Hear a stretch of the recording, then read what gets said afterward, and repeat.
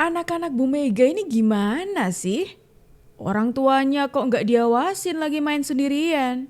Padahal bahaya loh. Banyak blunder soalnya. Ya tapi nggak apa-apa sih, nggak apa-apa. Hitung-hitung buat hiburan, ya kan? Terbaru nih, Bu Mega pidato di acara pameran foto kakaknya, Guntur Soekarno. Dan seperti yang sudah ditebak, blunder lagi. Menyebut seakan tanpa peran bapak mereka, Pak Karno, kita semuanya masih jadi budak.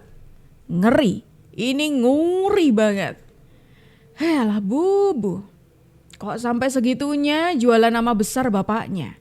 Kita itu sebetulnya menghormati para proklamator kita loh. Iya, sangat menghormati. Tapi kan pejuang kemerdekaan bukan hanya Pak Karno saja. Jadi status bapak saya itu saya sendiri udah tahu. Tahanan kah? Tidak ada selembar kertas pun. Ini saya ngadu kepada rakyat supaya rakyat tahu kayak apa yang namanya proklamator itu diperlakukan seperti itu. Kalau bilang tingkat proklamator kamu akan merdeka, tahu? Semuanya itu pada waktu itu saya tanyakan kepada beliau, pada ibu saya setelah itu yang setelah besar. Takut apa tidak pada waktu itu? Takut juga ada Jepang. Ingat, kalau tidak ada yang berani berbicara namanya proklamasi. Gak ada kalian ini, masih jadi budak-budak. Ingat, kan yang tepok aja cuma tepok aja gak ada semangat.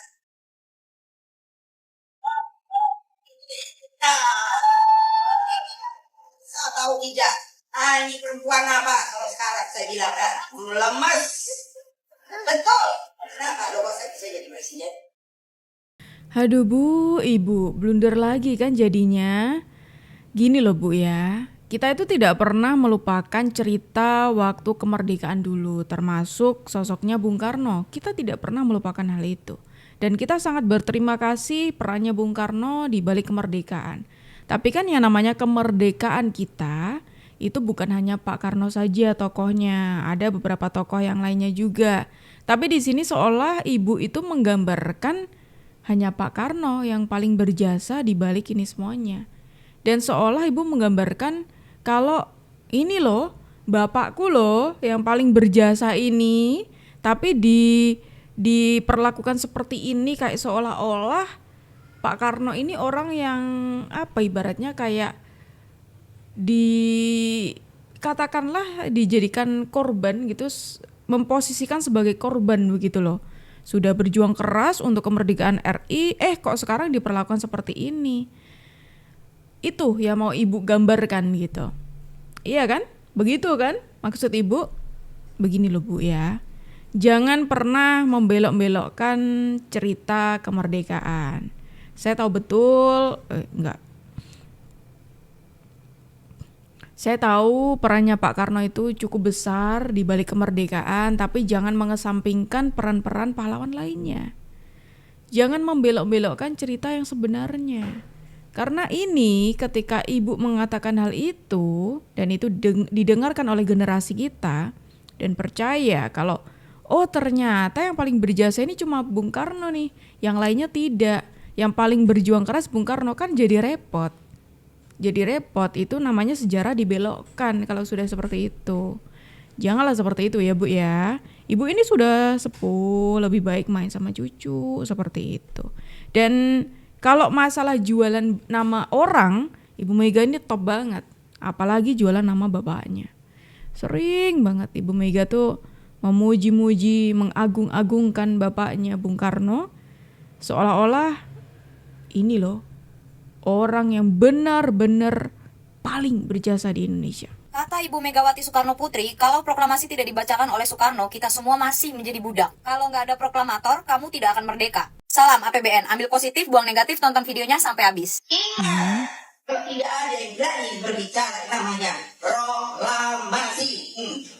Gak ada kalian ini, masih jadi budak-budak. Ingat Bu, peristiwa Rengas Dengklok. Kalimat itu, video itu keluar dari mulut Presiden kelima Republik Indonesia, Ibu Megawati Soekarno Putri, yang juga salah satu putri dari Soekarno. Tapi emang semudah itu ya untuk kita memaknai sebuah kemerdekaan. Apakah bangsa kita ini, apakah Indonesia ini memang merdeka hanya karena satu orang? Coba ya kita flashback ke pelajaran sejarah ya. Soekarno dan Hatta itu adalah proklamator. tapi pahami dulu konteksnya. Jangan lupa sama konteksnya. Kemerdekaan 17 Agustus tahun 1945 itu bukan momen bukan momen yang berdiri sendiri gitu. Tapi momen itu 17 Agustus 1945 itu adalah puncaknya gitu. Puncaknya setelah puluhan tahun rakyat-rakyat itu memperjuangkan hasil dari perlawanan puluhan tahun rakyat Indonesia dari Sabang sampai Merauke. Ada Pangeran Diponegoro, ada Imam Bonjol, ada Cut Nyak Dien yang bertempur puluhan tahun sebelum Soekarno lahir. Ada Budi Utomo, ada Serikat Islam, ada Muhammadiyah, dan lain-lain. Dan tentunya para pemuda 1945 yang menculik Soekarno dan Hatta dalam peristiwa Rengas Dengklok yang tadi gue bilang. Kenapa sih Soekarno sama Hatta itu sampai diculik ke Rengas Dengklok gitu loh? Karena pemuda 1945 itu melihat urgensi proklamasi. Jadi proklamasi itu bukan hadiah pribadi atau hadiah yang memang hanya dari Soekarno itu sendiri. Enggak, itu hasil rame-rame, hasil tekanan sejarah, hasil tekanan rakyat, hasil tekanan pemuda dan pahlawan-pahlawan yang lebih dulu mendahului kita. Kayak pernyataannya Bu Megawati itu, kalau nggak ada yang baca proklamasi, kamu masih jadi budak. Kalau nggak ada bapak saya, kamu masih jadi budak. Kalau nggak ada Soekarno, kalian masih jadi budak. Itu menurut gue kedengarannya di kuping gue terlalu terlalu berlebihan lah ya. Tapi kalau ditanya apakah Bung Karno itu penting, sangat penting. Tapi kalau ditanya apakah bangsa negara Indonesia ini merdeka hanya karena satu orang, hanya karena Soekarno dan Hatta, jawabannya tidak. Kalimat seperti itu ya, apalagi dikeluarkan oleh anaknya sendiri, which is itu adalah Ibu Megawati, itu terdengar seperti kemerdekaan itu diwariskan gitu. Jadi menimbulkan kesan kalau kemerdekaan itu adalah hak waris. Padahal proklamasi itu dan kemerdekaan itu adalah hasil kolektif. Narasi yang keluar dari mulut Ibu Mega tadi ya bisa jadi terkesan berbahaya sih. Kita semua rakyat Indonesia itu memang harus berhati-hati ya. Jangan sampai kemerdekaan itu dijadikan alat haus kekuasaan. Apalagi ketika sejarah itu dijadikan alat pembenaran kekuasaan. Takutnya yang terjadi adalah malah akan jadi pembusukan demokrasi secara halus, secara perlahan. Bayangkan ketika keturunan tokoh pahlawan Indonesia yang dulu memperjuangkan gitu ya. Keturunannya nih ya, ini ngomongin keturunannya ya. Keturunannya ini memiliki rasa berhak memimpin hanya karena garis darah. Wah, bahaya banget. Bangsa yang dewasa itu, bangsa yang hebat itu adalah bangsa yang harus dan bisa menghormati sejarah. Tapi jangan terjebak lewat individualisme. Menghormati Bung Karno, Bung Hatta, iya harus wajib. Makanya dulu zaman sekolah ya, bahkan sampai sekarang setiap upacara itu selalu ada menghedimkan cipta untuk untuk menghormati para pahlawan-pahlawan yang lebih dulu gugur mendahului kita. Tapi jangan pernah lupa sama pahlawan-pahlawan, ribuan pahlawan, penderitaan, pengorbanan rakyat yang dulu juga berjuang. Petani, pelajar, buruh, guru-guru, dan rakyat-rakyat semuanya. Generasi muda Indonesia itu harus berani berpikiran kritis ya, dan jangan pernah melupakan sejarah. Menghormati sejarah, iya wajib, tapi jangan dijadikan tameng. Kita itu butuh pemimpin yang lahir dari kompetensi, bukan dari nostalgia. Bung Karno itu pernah bilang, perjuanganku lebih mudah karena mengusir penjajah, tapi perjuangan kalian akan lebih sulit karena melawan bangsa sendiri. Jangan sampai kata-kata Bung Karno itu jadi nyata guys. Kemerdekaan itu milik kita semua. Kamu rakyat, gua rakyat, kita semua rakyat. Kita semua merdeka dan kita semua adalah pemilik sah dari negeri ini. Nah, benar nih apa dikatakan mbaknya. Saya sepakat sekali. Dan ini maksudku tadi, jangan sampai nih pernyataannya Ibu Mega itu justru membelokkan sejarah. Karena kalau Ibu Mega konteksnya menceritakan soal proklamasi, kalau nggak ada Bung Karno masih jadi budak lah. Kalau tidak dibacakan proklamasi oleh Bung Karno akan jadi budak. Yang perlu diingat juga, sebelum pembacaan teks proklamasi, ada peristiwa Rengas Dengklok yang mana seharusnya tidak di hari itu. Tapi kemudian Bung Karno dibujuklah oleh para pemuda-pemuda ini, ayo mending sekarang. Mumpung ini Jepang tidak ada di sini, ayo sekarang. Coba bayangin kalau nggak ada peristiwa itu. Nggak tahu juga kan? Nggak tahu akhirnya bakal seperti apa. Makanya cerita itu jangan dipotong secuil saja, tapi dengar sampai habis. Budayakan dengar sampai habis. Dan Ibu Mega sebagai orang yang pernah menjabat sebagai presiden kelima, wakil presiden juga, anak seorang proklamator, harusnya mengerti dengan hal itu. Bukan kok seperti ini, mengagung-agungkan nama bapaknya, atau jangan-jangan nih Ibu Mega memang sudah terbiasa mengagung-agungkan atau ya bersembunyi di balik nama bapak ibu gitu. Ibu Megawati kalau bicara mbok ya jangan berlebihan begitu toh. Masa sih hanya karena bapaknya menjadi seorang proklamator kemudian mengatakan bahwa kalau tidak ada Soekarno, kalian ini masih menjadi budak. Mhm. Tidak begitu juga ya. Kemerdekaan bangsa ini tidak hanya perjuangan Bapak Soekarno tok.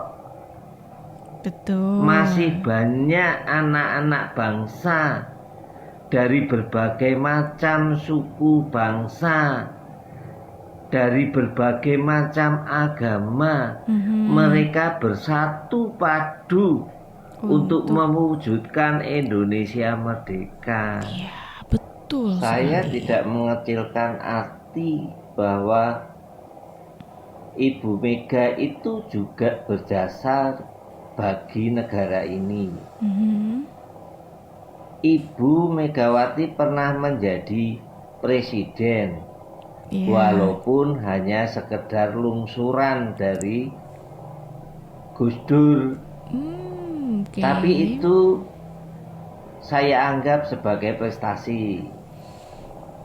Kalau prestasi yang sebenarnya itu kan bisa dilihat. Ibu Megawati itu mencalonkan diri menjadi presiden itu 3 kali. Gagal melulu. Mhm. Tidak pernah dipilih oleh rakyatnya. Berarti apa? Rakyat tidak percaya kepada Ibu Megawati untuk memimpin negara ini. Mhm. Jadi Ibu Megawati janganlah sombong, Tuh. janganlah merasa dirinya perempuan yang paling hebat. Betul. Banyak kok perempuan hebat. Seperti siapa coba? Sri Mulyani. Tuh dengerin Bu, makanya jangan sombong dulu. Banyak kok orang-orang hebat yang ada di Indonesia. Apalagi kalau kita bicara soal pahlawan-pahlawan negara ini.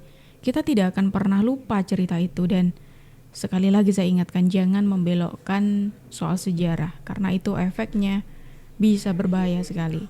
Dan ini tapi kalau kita bicara soal Ibu Megawati yang memang kalau menurutku ya teman-teman ya, Ibu Mega ini harusnya di usia yang saat ini perlu sering diingatkan begitu teman-teman. Karena ini bukan kali perdana Bu Mega ini blunder. Menurut rekam jejaknya, Ibu Megawati yang sudah menjabat sebagai ketum tidak turun-turun, itu sudah banyak kali blunder dalam menyampaikan sesuatu hal. Ada contoh lagi nih, seperti Ibu Megawati yang menantang Kapolri. Bu Mega ngancam mau datangin Pak Kapolri untuk bela Pak Hasto. Canggih juga Pak Hasto ini ya. Tepuk tangan, tepuk tangan. Jadi saya bilang sama Hasto, udah nggak usah takut. Nanti kalau kamu diambil, aku pergi ke Kapolri. Aku bilang gitu. Coba ingin apa ngomong si Kapolri itu. Loh iyalah, enak aja. Masukin itu ke media. Wow, 2 jempol memang buat Bu Megawati dan Bapak Hasto. Memang luar biasa ya kolaborasi antara ketum dan sekjen ini ya. Kagum saya. Waduh. Sebentar Bu. Tadi Bu Mega bilang ya, Ibu ngomong sama Pak Hasto, jangan takut. Berarti Pak Hasto sekarang lagi ketakutan Bu. Loh. Kalau nggak salah, ngapain takut? Apa emang Pak Hasto salah Bu? Ngeri kali ya. Kan blunder Tapi Bu kan? Mega kan nggak ada yang kebal hukum di Republik ini Bu. Setia Novanto masuk, Sambo masuk, Tommy Soeharto, bapaknya Soeharto presiden paling lama di negara ini aja masuk juga Bu. Ya kan, kalau memang salah ya salah, benar ya benar gitu loh. Tapi kok Ibu ini sepertinya kesannya ya seperti menguasai sekali gitu loh. Pak Kapolri sampai sepertinya ya diancam mau didatengin kalau andai kan diambil katanya Pak Hasto ini. Ngeri kali. Aduh, lagian Bu, kalau memang perkara Pak Hasto yang di Polda tidak terbukti bersalah ya nanti akan ditutup dengan sendirinya oleh Polri di SP3 perkara Pak Hasto itu. Kalau yang di KPK mengenai korupsi di JKA, mengenai Harun Masiku, kalau memang tidak ada temuan ya perannya Pak Hasto, ya sudah aman-aman saja. Tapi kalau memang ada temuan ataupun yang di Polda terbukti bersalah, ya kami masyarakat minta itu untuk diproses dong. Terus contohnya nih ya, Pak Hasto terbukti bersalah dan diproses. Lantas ibu mau datengin Kapolri gitu ya, untuk pakai power ibu untuk menghalang-halangi dan menyelamatkan orang yang bersalah gitu. Ya nggak bisa gitu lah, masa ibu gunakan power ibu untuk begitu-begituan? Ya kan, power puff girl dan power ranger aja nggak begitu, Bu. Oke, jadi dengan pernyataan Ibu Mega ini seolah-olah Ibu Mega pengen menggambarkan kalau dirinya itu masih punya kekuatan sekuat itu. Seolah-olah dia masih menguasai Indonesia ini. Bahkan tidak malu Ibu Mega mengatakan, ya ibaratnya kayak ancaman, ngasih ancaman kepada Kapolri. Jika tidak nurut nih, cuma gara-gara ini loh teman-teman. Gara-gara kemarin sekjennya itu ada kasus, setelah terlibat kasus, tapi ketika itu diusut, Ibu Mega ngamuk tuh dengan mengatakan hal itu. Kapolri, mau ditemuin lah Kapolri. Dan ada lagi ketika masalah ini. Kalau tadi Ibu Mega mengagung-agungkan sosoknya Bung Karno, kali ini Ibu Mega mengagung-agungkan dirinya sendiri. MK saya yang bikin. Coba, wah perlu ini MK. Terus kalau memang MK ini ibu yang bikin, apakah MK ini harus nurut sama ibu? Terus ketika ibu mendirikan KPK, apakah KPK itu tugasnya sebagai pemberantas korupsi orang-orang di luar partai ibu? Begitu. Saat ini KPK itu sudah berjalan sesuai dengan jalurnya, Bu. Jadi kalau misalkan memang ada kader ibu yang terlibat atau tertangkap basah oleh KPK, ya ikutin aja, Bu. Masa giliran kader-kader ibu yang tertangkap KPK seolah-olah KPK itu dijadiin mainan sih, Bu? Salah satu tugas KPK adalah melakukan penyelidikan, penyidikan, dan melakukan tuntutan terhadap kasus tindakan korupsi. Kan sudah benar itu, Bu. Kalau misalkan memang Pak Hasto tidak terbukti bersalah, ya udah ikutin alurnya, tunjukin bukti-buktinya, clear, Bu. Nah, ini menarik lagi nih teman-teman. Ketika Ibu Mega masih merasa berkuasa atas negara ini, sampai mengancam Kapolri untuk mau menemui tadi ya, gara-gara sekjennya itu ditangkap. Terus kemudian Ibu Mega masih dengan perkara yang sama, gara-gara kadernya ditangkap, gara-gara kadernya berkasus gitu ya. Kemudian Ibu Mega mengatakan, oh MK dan juga KPK ini saya kok yang bikin. Lah terus kenapa, Bu, kalau ibu yang bikin? Haruskah nuntut ibu, haruskah nurut sama ibu begitu? Haruskah KPK dan juga MK tidak boleh menyentuh partai ibu begitu? Ya nggak bisa gitu dong. Kalau memang bersalah ya memang harus diusut. Justru ketika Ibu Mega dan juga PDIP merasa panik, ini justru jadi pertanyaan gitu loh. Jadi pertanyaan banget. Apakah Ibu Mega pengennya membawa-bawa prestasi ibu yang katanya ibu kan membentuk MK dan juga KPK, saya kok yang bentuk, katanya seperti itu, lantas harus nurut sama ibu, kader PDIP tidak boleh dikasuskan, kalau memang benar bersalah pokoknya tidak boleh. Gimana ceritanya? Ibu mau cari aman terus, Bu? Enak banget ya, nggak bisa dong. Emang ya teman-teman ya, di umur segitu tuh lagi lucu-lucunya gitu. Lagi lucu, ngeselin. Makanya tadi di awal saya mengatakan, ini anaknya Bu Mega gimana sih? Harusnya hal ini tuh diawasin loh. Ibunya harusnya sering dikasih tahu gitu, supaya enggak blunder-blunder lagi. Mereka-mereka yang tidak setia kepada negara, akan kita singkirkan dengan tidak ragu-ragu, tanpa memandang bulu, tanpa melihat keluarga siapa, partai mana, suku mana yang tidak setia kepada negara, yang melanggar undang-undang, yang melanggar undang dasar, akan kita tindak. Saudara-saudara sekalian, jangan Pancasila menjadi mantra, jangan Pancasila jadi slogan. Kekayaan bangsa Indonesia besar. Kekayaan bangsa Indonesia harus dinikmati oleh seluruh rakyat Indonesia. Dan di sisi lain menariknya lagi teman-teman, Ketika Ibu Mega masih mencari perlindungan sana-sini dengan membanggakan bapaknya, membanggakan dirinya sendiri, mengagung-agungkan, oh saya loh yang bentuk ini itu. Terus Ibu Mega berusaha untuk bukan membenarkan. Dan kemudian Ibu Mega mencoba untuk melindungi para kadernya. Di sisi yang berseberangan nih, ada Pak Prabowo yang, ini perlu diingat ya, Pak Prabowo presiden kita saat ini, itu dengan tegas mengatakan tidak ada yang dilindungi. Pak Prabowo akan menindak hukum siapapun itu, tidak pandang bulu, tidak pandang siapa keluarganya. Pokoknya kalau dia bersalah ya harus ditindak. Begitu. Ini menarik teman-teman. Mungkin gara-gara ini kali ya, Ibu Mega langsung ketar-ketir tuh. Langsung mengatakan hal ini, blunder sana sini ya kan.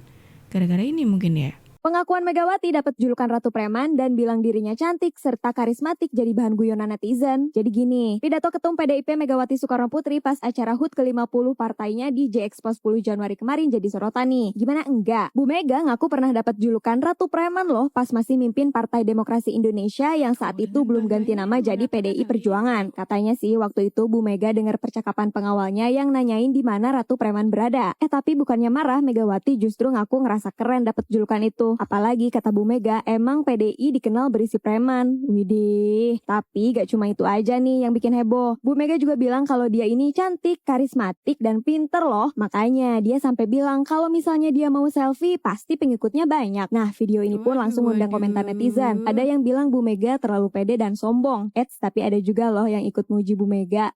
Bentar-bentar. Sepemantauan Eramin sih belum ada yang bilang gitu ya. Mungkin wajar aja ya punya rasa percaya diri kayak gitu. Berarti powernya nggak main-main dong. Sampai-sampai nih para kader yang datang aja tepuk tangan terus loh saking bangganya kayaknya. Tapi kan kalau nggak tepuk tangan meriah, Ibu Mega nggak mau. Ngambek kan? Masa tepuk tangannya cuma segitu? Kan biasanya seperti itu teman-teman. Semoga aja bukan tepuk tangan formalitas doang ya. Mungkin niat Bu Mega juga baik, ngajarin kita buat gak insecure juga sih. Menurut lo gimana Eramania? Kalau aku mau selfie, pasti pengikutku oke. Kenapa? 1, perempuan. 2, cantik. Baru 2 aja udah ditepokin. 3, karismatik. 4, apa nih? Pintar. Aku tahu-tahu ketiban profesor aja 2. Apa nih? Doktor honoris causa 9. Masih nunggu nih 5 karena pandemi. Aku dewe sampai garuk-garuk kepala. Iki garuk-garuk apa toh yo? Kamu tahu nggak sih ibumu nih udah pinter, cantik, karismatik, pejuang apa nih? Kayak ngene kabeh moh aku. Kalau aku mau Tuh, sudah dengar kan? Kok rasa-rasanya nih teman-teman ya setelah mendengarkan statement dari Ibu Mega barusan, kok saya melihat kayaknya ibu yang satu ini tuh seakan haus banget sama yang namanya validasi gitu. Karena terus-terusan mengatakan, memuji dirinya sendiri loh itu ya, mengatakan, oh bayangin dong ini ibumu ini loh, udah cantik, pinter, karismatik, waduh. Nggak kurang itu Bu, nggak kurang. Atau memang ibu butuh dipuji cantik, ibu itu memang cantik, ibu memang pintar, atau bagaimana Bu? Coba dong, mungkin teman-teman ada yang mau muji Ibu Mega, atau kalian ada yang memberikan komentar untuk Ibu Mega. Silakan tulis di kolom di bawah. Dan teman-teman semuanya, terima kasih karena kalian sudah menemani aku dari awal sampai akhir. Cukup sekian dulu dari aku Jup pamit undur diri, sampai jumpa.